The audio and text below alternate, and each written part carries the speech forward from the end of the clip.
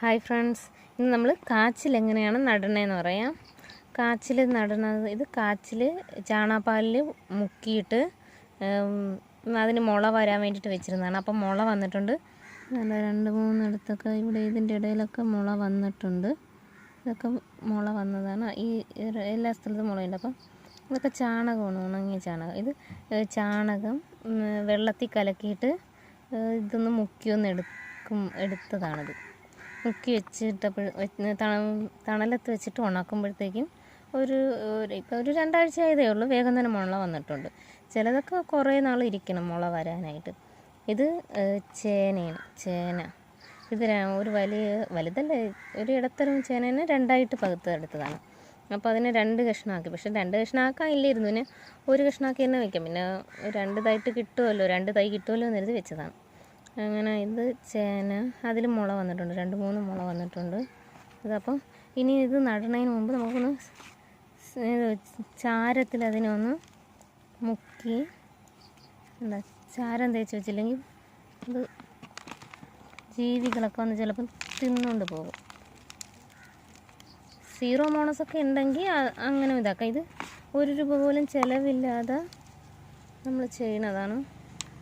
പൈസ ഒന്നും അധികം ചിലവ് വരില്ലല്ലോ. ഇങ്ങനെ നമ്മൾ വീട്ടിൽ തന്നെ ഉള്ളതൊക്കെ വെച്ചിട്ട് ചെയ്യുമ്പോഴത്തേ അതിന് വേണ്ടിയിട്ട് ചെറുതായിട്ടൊന്ന് ചാരവും ഇട്ട്. ഇതൊരു ചെറുകിഴങ്ങിൻ്റെ തൈയാണ്. ഇത് ചെറുകിഴങ്ങൊക്കെ ഇവിടെ നട്ടിട്ടുണ്ട്. ഇത് ചെറുകിഴങ്ങിൻ്റെ വിത്താണ്. കണ്ടോ, ഇതിൻ്റെ 2-3 തൈയൊക്കെ നട്ട് പൊടിച്ചിട്ടുണ്ട്. ഇത് കാണിച്ചു തരാം. ഇത് ചേന.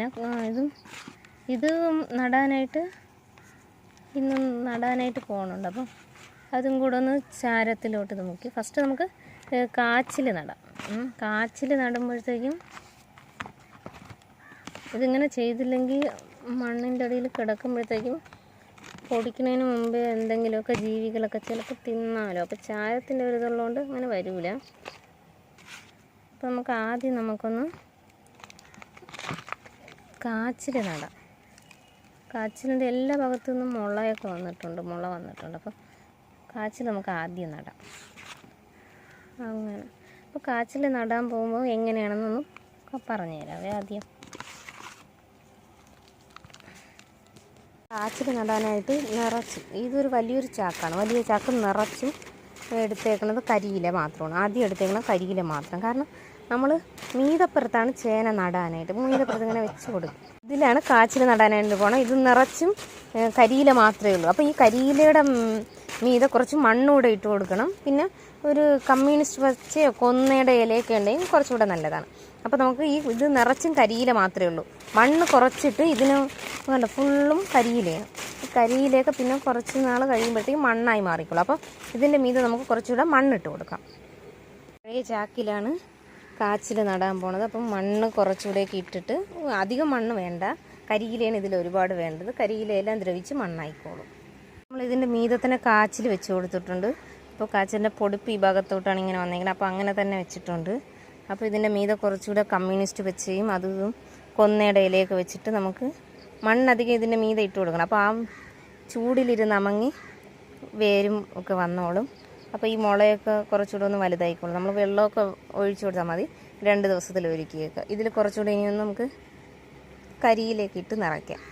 കാച്ചിൽ നമ്മൾ നട്ട് കഴിഞ്ഞിട്ടുണ്ട്. അപ്പോൾ അതിലോട്ട് വീണ്ടും അതിൻ്റെ മീതെ കൂടെ കുറേ കരിയില വെച്ച് കൊടുത്തു. അപ്പം കരിയിലാകുമ്പം വെള്ളം ഒഴിക്കുമ്പോഴത്തേക്കും ഒരു തണുപ്പൊക്കെ അതിന് കിട്ടിക്കോളും. വെയിലധികം അടിക്കാതെ ഒരു ഷെയ്ഡുള്ള ഭാഗത്താണ് വെച്ചേക്കണം. സൺസൈഡിൻ്റെ ഭാഗത്ത് വെച്ചിരുന്നാൽ അധികം വെയിലടിക്കില്ല. അപ്പം നല്ല ഇലയൊക്കെ വന്നതിന് ശേഷം വെയിൽ കൊള്ളണം പുറത്തൊരു സ്ഥലത്ത് വയ്ക്കാം. ഇതിനകത്ത് കമ്മ്യൂണിസ്റ്റ് പച്ചയും കരിയിലയൊക്കെ ഇട്ടേക്കണം. കുറച്ച് പേരിന് മാത്രമേ മണ്ണിട്ടിട്ടുള്ളൂ. ഇനി അതിൻ്റെ മീതെ കൂടെ കുറച്ച് ചാണകപ്പൊടിയുടെ ഇട്ട് കൊടുത്താൽ വെള്ളം ഒഴിക്കുമ്പോൾ അതിലോട്ട് താഴോട്ട് ഇറങ്ങി പൊക്കോളും. എന്നിട്ട് വീണ്ടും കുറച്ചുകൂടെ ഒരു ലെയർ കൂടെ കരിയില ഇട്ട് കൊടുത്താൽ കാച്ചിലിൻ്റെ ഇത് കഴിഞ്ഞ് അതിന് പൊടിപ്പ് വന്നതിന് ശേഷം നമ്മൾ പിന്നെ കരിയിലേക്ക് ഇതിൻ്റെ മീതെ കൂടെ വീണ്ടും ഇട്ട് കൊടുക്കാം. നമുക്ക് ഇത് കാച്ചിലെന്ന് പറഞ്ഞാൽ പൊടിച്ച് താഴോട്ട് ഇറങ്ങി പോകണത്. ചേന എന്ന് പറയുമ്പോഴത്തേക്കും പൊടിച്ചിട്ട് അതിൻ്റെ കിഴങ്ങ് മേളിലോട്ടാണ്, മീതപ്പുറത്താണ്. ഒരുപാട് നമ്മൾ കുഴിക്കേണ്ട ആവശ്യമില്ല. നമ്മളതുകൊണ്ട് കാച്ചിലിൻ്റെ താഴോട്ട് ഇറങ്ങുന്നതുകൊണ്ടാണ് നമ്മൾ ഇത്രയും ഇതിൻ്റെ ഈ ചാക്ക് മുഴുവനും നമ്മൾ കരിയില എടുത്തേക്കണം. നമ്മൾ ചാക്കിൽ നട്ട കാച്ചിൽ പൊടിച്ചിട്ടുണ്ട്. ഇത് മുഴുവൻ കരിയിലയാണ്, വേറെ ഒന്നുമില്ല. നമ്മൾ ഇതിൻ്റെ വീഡിയോ ചെയ്തത് കണ്ടായിരുന്നല്ലോ. അത് എല്ലാം പൊടിച്ചതുണ്ട്. ഈ അടുത്തുള്ള മരത്തിലോട്ട് പടർന്ന് കയറിയിട്ടുണ്ട്.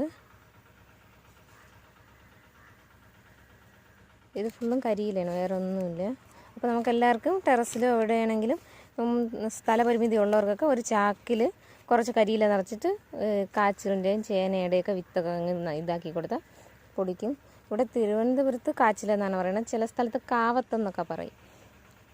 നന്നായിട്ട് തന്നെ പൊടിച്ച് തന്നിട്ടുണ്ട്. അപ്പോൾ നമുക്കിനി ഇതുപോലെ ഓരോന്നും ഇങ്ങനെ നട്ട് കൊടുത്തുണ്ടാവും. ഇത് ഫുള്ളും കരിയിലയാണ്. നമ്മൾ പൊടിച്ച് വന്നതിന് ശേഷം വീണ്ടും കുറച്ചുകൂടെ കരിയില ഇട്ട് കൊടുത്തു. ഈ കരിയില വീണ്ടും വീണ്ടും ദ്രവിച്ച് പിന്നെ മണ്ണായി പോകണതുകൊണ്ട് വീണ്ടും വീണ്ടും ഇതിനകത്തോട്ട് കരിയില ഇട്ട് കൊടുത്താൽ മാത്രം മതി, വേറെ ഒന്നും നമ്മളിടണ്ട.